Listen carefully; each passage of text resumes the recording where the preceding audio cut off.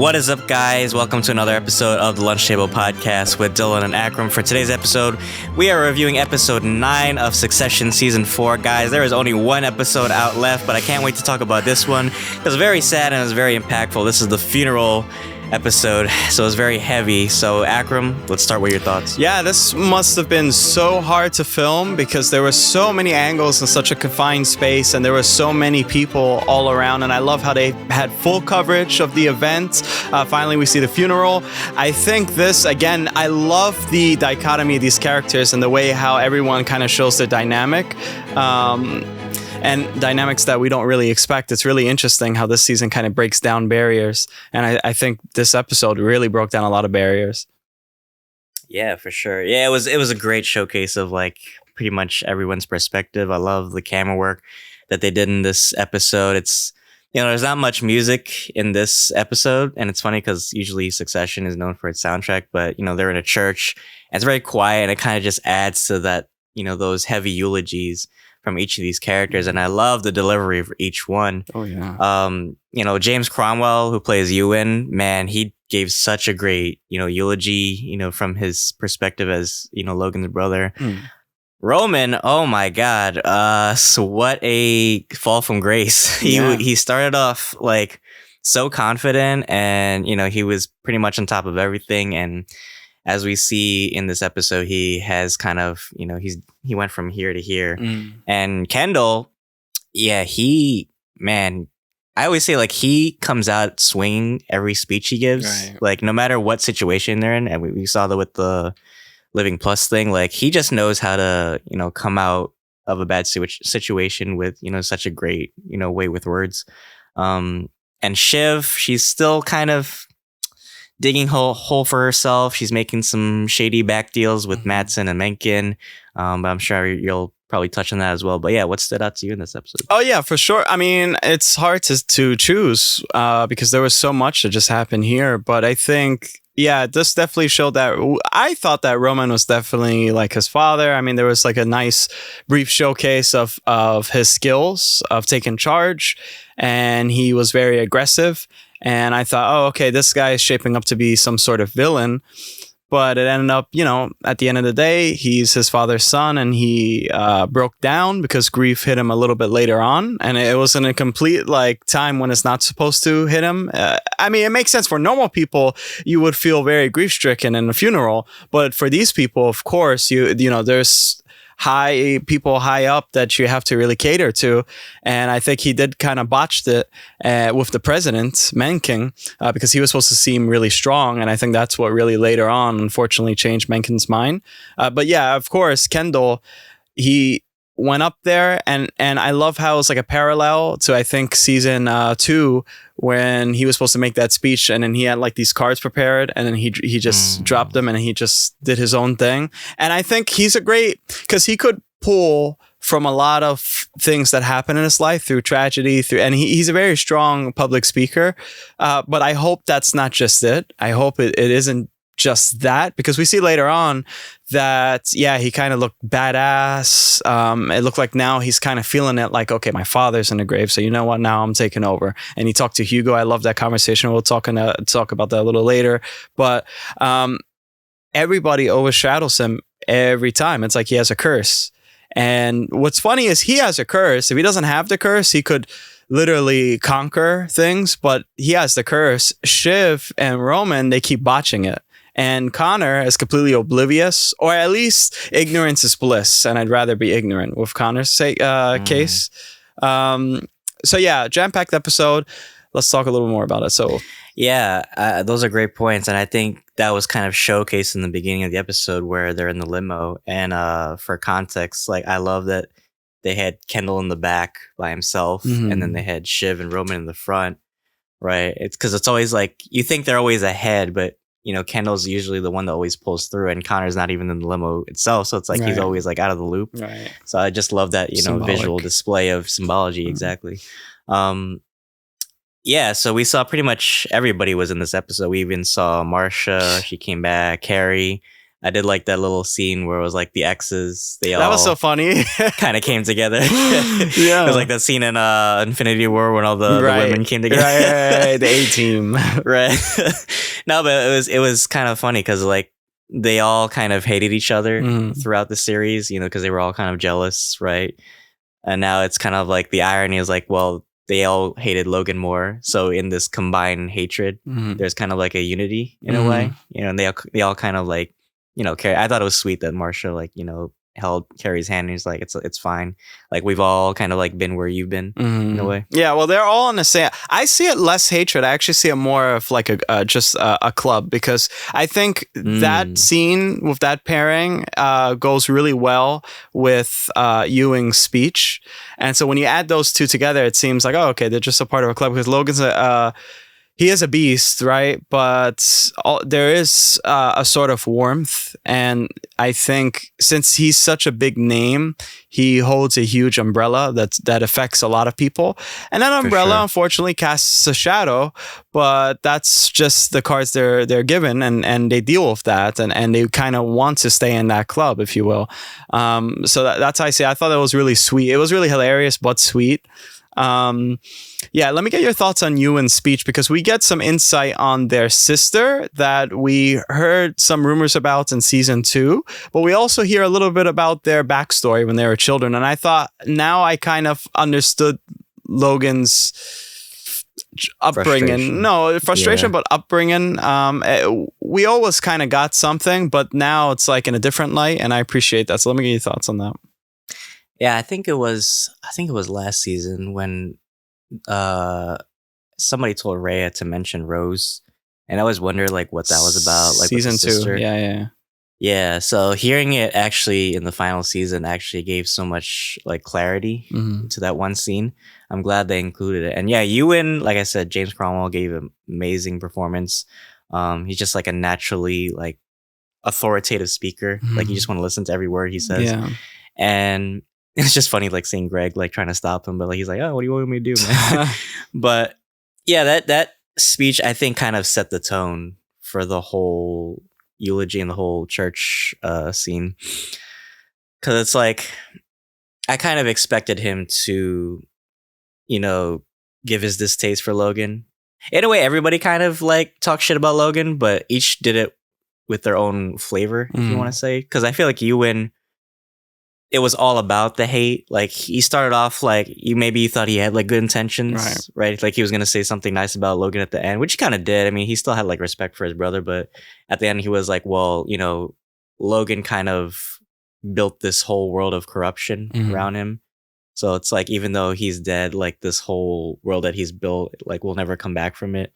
And I thought that was a great setup for Kendall's speech, because it was in contrast in a way. Yeah, like Ewan, like he knows Logan's evil, and Kendall knows that Logan's evil as well. But I think Kendall still harbors, you know, some respect for Logan, and realizes like without his father, like he wouldn't be in the position that he's in today. And probably like he has like some traits from Logan that he still thinks are, you know, valuable.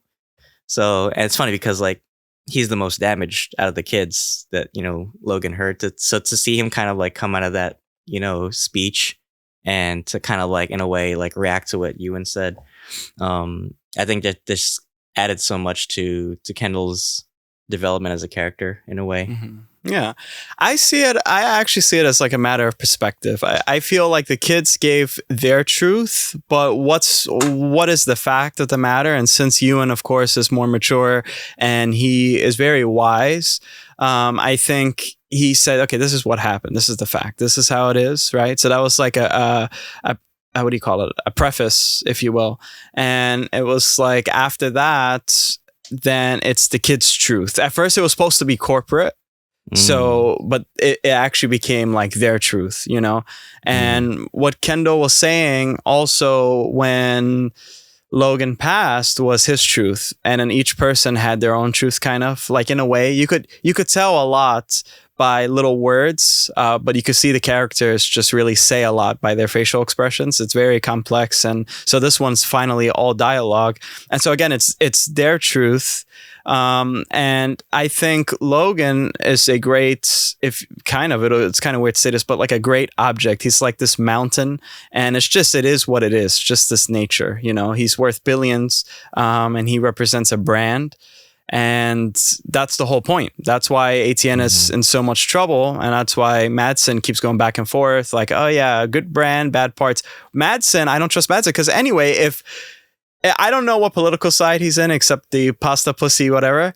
But if he's like on the left, he wouldn't really like Logan. So he wouldn't have said good brand, bad parts. So obviously he has his own game. So he has his own perspective. Everybody has their own perspective on the legacy of Logan Roy. So when Ewan said that, and then plus he had the women there, I felt like it was just like a good seating. Like you could tell by how the people were seating, the coffin, like who's carrying the coffin. Everything was just a matter of perspective, like who go. And then also even what's really interesting is the burial site. Logan paid $5 million to like some guy who does animal, whatever. And it's like, it's the cheapest thing, but also showed you that Logan, he just threw in $5 million. He doesn't want to be in the ground, but he also didn't care how it looks as much, because at the end of the day, he's not going to see it when he's dead. So again, It's all a matter of perspective. And I think that's a good way to cope too with like a lot of tragedy. If you know about something that's happened in a different country, everyone has their own opinions, right? So again, it's all a matter of perspective. There's facts, and then there's Great points, man. Yeah. Thank you. Yeah, for sure. Yeah. And even Carl said, I think too, is like, because Shiv asked him, like, was he a bad guy? And Carl said, like, he got what you got. Right. It's like, you could love him, you can hate him. At the end of the day, we all know who he was, right? You couldn't change him, right? In a way, he kind of changed you, right? Yeah. And I kind of felt bad for Roman too, because like, me too. He had so much confidence in the beginning, and we kind of seen like, because throughout the series and throughout this season especially, like we've seen him, like I think he kind of peaked in a way. Yeah. Like he was all like the last episode especially, like he was on top of everything. Like he had complete control of ATN. He got the president in. He was on top of the world, right? And now he's kind of like fallen from grace. And it sucks because I keep thinking back to when he left that voice message to Logan, right? Where he kind of like cussed him out. And then this was kind of like, in a way, like his redeeming scene where he could have like said something nice, right? And he prepared his whole speech and everything. But yeah, he could have even said something like before they buried him. But I think he's always been kind of a coward in a way. We saw that with the whole coup. Yeah, it's just sad to see that, he'll never come back, right? I think he's brave in certain aspects, because to be masochistic, again, from a certain perspective, can be demented, but also there's a bravery to it. And again, it's complex. And I think that speech that he was supposed to make would have been cathartic if not for the corporate jargon that he had on the post-it notes or whatever. And it kind of paralleled a little bit. Like, what's so sad is that Kendall, at that one scene in that speech about Living Plus, he spoke to his father, and his father was like saying nice things, but that's not it. That was highly edited. So this time where Roman could kind of say the truth, because he's more of a businessman. He doesn't really get into feelings. He plays a lot. I think he hides through humor. And it's like he finally could have, at least have this mask of business and say this thing, but it wouldn't be genuine. And I think that made a lot of sense. It's like he couldn't handle it, because at the end of the day, real is real. And we see in the show, whenever someone gets slapped by Logan or something, the emotional action kind of takes a pause, and it's like, hey, stop that, or whatever, So I love how the show really recognizes all like that weird dialogue. It's pretty weird at the end of the day, the way how they speak and stuff is kind of sometimes hard to follow. They recognize it, but when something real happens, they're like, stop. Because again, this is a dark comedy. So I really love how they balance the reality, but also the facade. I really appreciate that. Kudos to the writers. Yeah, amazing work with how they handle each character. Let's talk a little bit about Kendall, because you mentioned earlier he had a scene at the end where he kind of looked at his dad's tomb, and it was kind of like a brief moment where we kind of looked at Kendall in a different light, like, oh, this is possibly the heir, right? The true heir of, Logan's legacy. He started making moves. He got Hugo and he told him straight up, he's like, listen, man, you can go all the way with me. You're going to be a dog, but you'll make millions, right? And we even see like, the music change. And I thought that was so cool how he looked. And then he's badass. Starts, hitting up Colin and be like, hey, man, you got time? You can come work for me, right? Yeah. So he's slowly, building up his posse, right? He's starting to, attain all the power and all the allies that Logan had. But I feel like it was taken away in a brief moment. I was kind of disappointed that did this because he starts talking to Mencken. I thought he was going to dominate that conversation. And then all of a sudden, like 3 other guys come in. Like we had Greg, we had Roman, we had Connor come in. So it's kind of like they stole the spotlight. But yeah, what'd you think of that whole scene? Well, I think that was all. Yeah. So coming from the funeral to the what do you call it? Reception. The reception. Yeah. Yeah, it was very symbolic. That part was as if you're watching a play, and the play is very kind of, I wouldn't say abstract, but every little detail means something.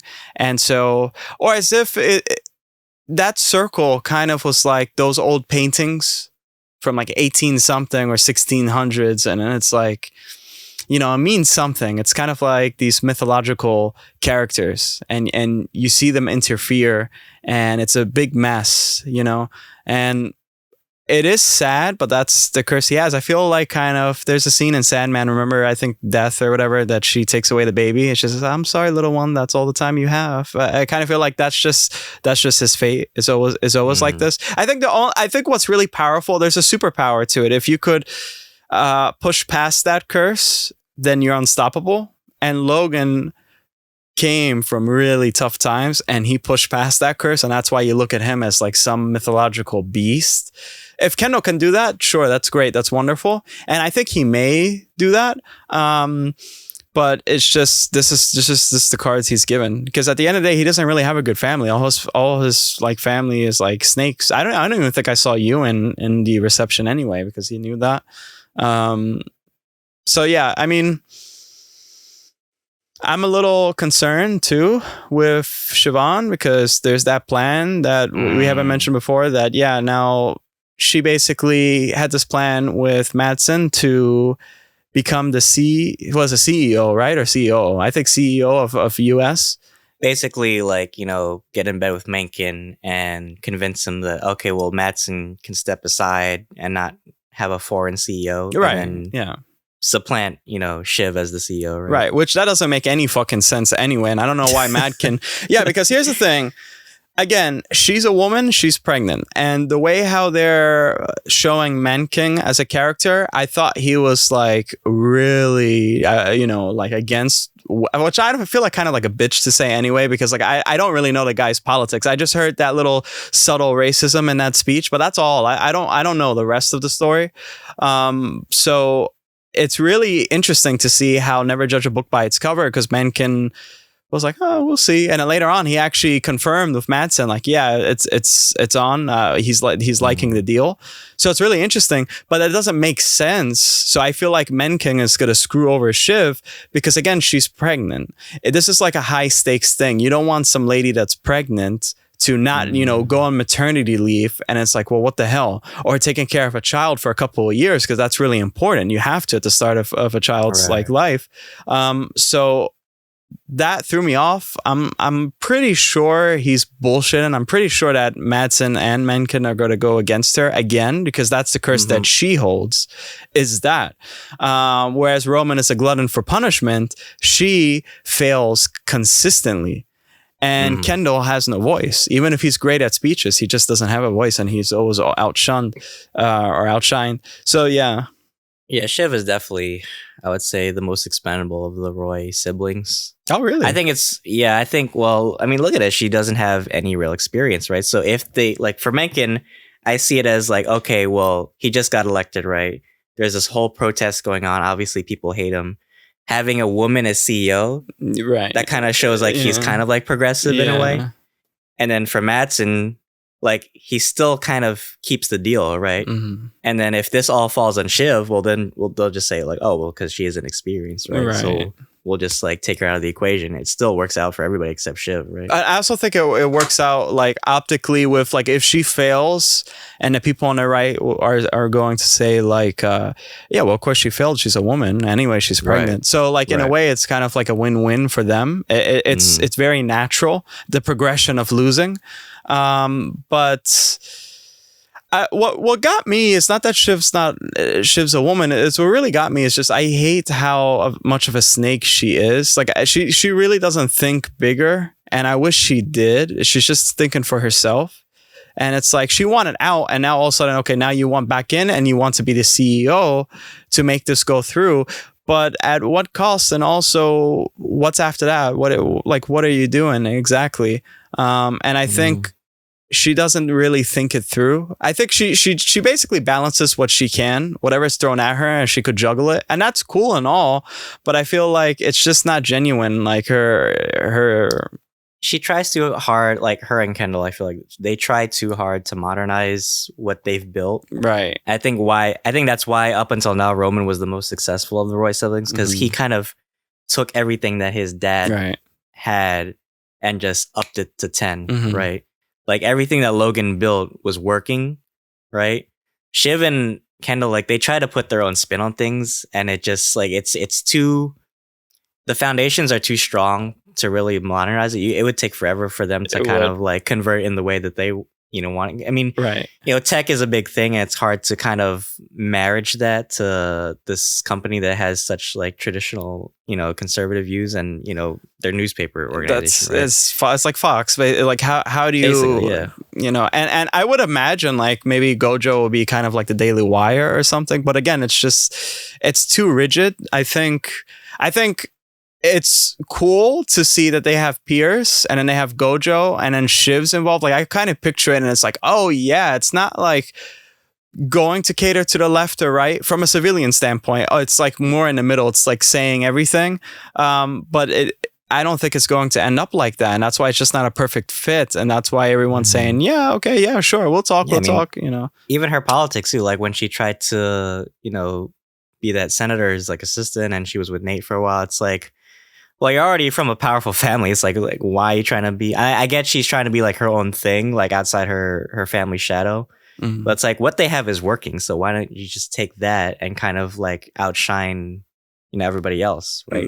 Or just like supplant a powerful position yourself in that organization, right? Well, and she's a hypocrite too because you don't like Mencken's politics. This is like Mount Sophusius, whatever the fuck you call it, and it's like wow, and then all of a sudden like. Yeah, whatever. And then she's like, yeah, I could basically. She's so two-faced. Yeah. Yeah, and I don't like that. I mean, in business, sometimes that's the truth. That's the reality of it. Politics and business, go hand in hand. It's kind of like two-faced all around. But does that really make her the perfect fit? I don't know. I think she could act the part, but I don't think she could actually be the part. It's one thing to play Darth Vader, but to be that motherfucker, you got some balls. And unfortunately, she lacks them. And I think that they know that as well. And so it's kind of like blood in the water. If I'm making all these like misogynistic remarks, like this blood in the water, well, forgive me. Don't add me in the comments. But this is what they're thinking, right? You got to put yourself in their shoes. And this is how it is at the end of the day. I mean, look, if you guys can like tell me who do you actually want to be the CEO? Because for me, I want to have Kendall. I always felt very sympathetic towards Kendall, but I think it's kind of like he's going to change. He's going to be a lot like his father. And I don't think anybody at this point wants Roman to be. And if you want Shiv, come on, don't be so fucking like, don't placate for like the feminist thing. So, like, tell me exactly why she would make sense and how she would stay as Does she deserve it? Exactly. Does she actually deserve it? Does she really deserve it? Right. Because I think Kendall deserves it. I think so too. To be honest with you, I do too. It's just he seems like he has that bad luck always, Ken, and you're just not From the very first scene we saw him in the first season, we know he was gonna somehow end up on top. Right. This has been kind of like his journey. Even through everybody's perspective, it's always kind of been like he's the good son, right? And he's the one with the most hunger out of it, right? His flaws aside, because they all have flaws, and I think Kendall has probably the biggest flaws out of all. Pieces of shits, yeah. But he has the most drive for it, right? He has the ambition, right? And he has I think he really has the killer in him. Right. Because if you've seen his progression from season 1, it's like I said, he always comes out victorious somehow. Right. Even in his most damaged moment, like when he killed the driver guy, right? He still somehow got out of that. So it's like he can pull himself up. That's the thing. It's like the other, like Shiv and Roman, when they get down, it's hard for them to come back up out of their situation, right? Sure. So for Kendall, he knows struggle, and that's the most important thing. It's like what Rocky says, like you got to take the punches, but get yourself back up, right? Yeah, exactly. And I think that's the more inspiring choice, is to have him as CEO. But I feel like, I wonder if they're going to sideswipe us with a complete 180 and put someone else. Greg is the CEO. If they do that, man, I wouldn't be mad. I know, like maybe years later, I'll be like, damn, man. But I'll be like the protesters in front of like Jesse Armstrong's office. I would be like, damn. Shit. I mean, unless they lose it, unless like it go like mad, because that's a lot they're gonna have to do next episode. They're gonna have to balance a lot, and I think it's going to be close to 2 hours or so. I don't know. You guys let me know in the comments, but I think to balance so much, I don't know if they really want to like trick us. Yeah, there's no time. I mean, I would have fought for at least another episode for this series. I mean, it's the final. Like next episode, that's it. Yeah. Not even for this series, for the show. So it's like, and you kind of have to do like a prolonged episode if you really want to tie loose ends, because I feel like this was a heavy episode. Yeah, it was. I mean, this was the funeral scene. We didn't even get this till like, was it the 9th episode? Right. I was like, holy shit, I was waiting for this episode for a long time. But yeah, there was just so many loose ends, so many characters. We talked earlier, like this might be like the final showcase for certain characters, like Marsha or Ewan, because the next episode, this is where the deal goes down, right? I feel like they're gonna have like a board meeting with a no confidence in the Gojo deal. And from there, it's like, oh, well, who's going to be the CEO, right? That's the big question. But any final thoughts, and what's your prediction? What's your rating for this episode? Yeah, no, I honestly would give this episode a 10 out of 10. I really enjoyed this episode. I really loved this episode. And I think you're spot on about the wrapping up the Gojo deal and the board of, or the no confidence thing. I feel like that parallels season 1. There's a lot of stuff to parallel season 1. So I think that makes the most sense. I think it's going to be really sad to say goodbye to these characters, and I wonder, like, will Tom still have his job? Will Greg, or will the business go down? My main concern is pacing. I hope there's not like it's not too frantic. Rush. But there are moments in Succession, and they're really magical moments where everything is so high, intense, very fast, and then all of a sudden it slows down. And it's like these genuine conversations, and there's no music. And I think we're going to see a lot of that. And I think a lot of questions will be answered in this episode, next episode. A lot of questions will be answered, and it's be like, wow, like that's deep as hell. Yeah. So that's my final thoughts. What about yours and your rating? I agree with you totally, man. 10 out of 10 for me. This was a great, showcase of, the true hearts of all the characters, from their time from season 1 till now. I think the funeral was just a great way of showing like how everybody kind of like reacted to Logan and how much of an impact he had on all these characters, right? It was a great showcase of like kind of like them stepping out of his shadow in a way, because most of the show, like he's always like the present force, but to see them kind of like isolated in the season, without him being so dominant, it kind of like shows us like where their characters can go from here. And I think it was just great seeing everybody. I thought the music was so transformative, right? It starts off like really sweet, and then it gets like really dark, as characters start building power. I thought that's a great, way of showing like things are going to get more tense in the next episode. For sure. Yeah, really great. Guys, if you haven't watched this episode, you need to check out, all our Succession reviews, because this is a great season so far. I can't wait to wrap up. I'm going to be so sad when it does. I know Akram is too. Yes. But yeah, Succession is just one of those, hidden gems, man. You just got to, find your way and through it, and, it'll be satisfying at the end, right? Yeah, absolutely. But yeah, Akram, why don't you take us away? Yeah, so we have something special planned for the series finale coming next week, so stay in tune for that. We're also reviewing Barry, so we're going to drop this review, of course, and then we're also going to drop Barry. So stay tuned for that. And yeah, we have a lot of content coming your way. We're also reviewing Fubar. That's coming pretty soon. That's like Arnold Schwarzenegger show on Netflix. You know, something a little different for you guys to see whether it's good or not, we'll tell you. And yeah, I mean, we got a dick load of content, guys. So Dylan, take us away.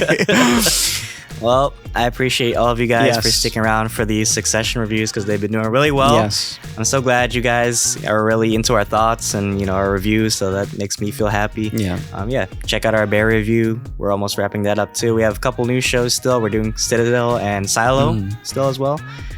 Check us out wherever you listen to your podcast. But until then, guys, thanks for having lunch with us. We here for you. Thank you so much for all the support. And why don't you fuck off? Fuck off, guys.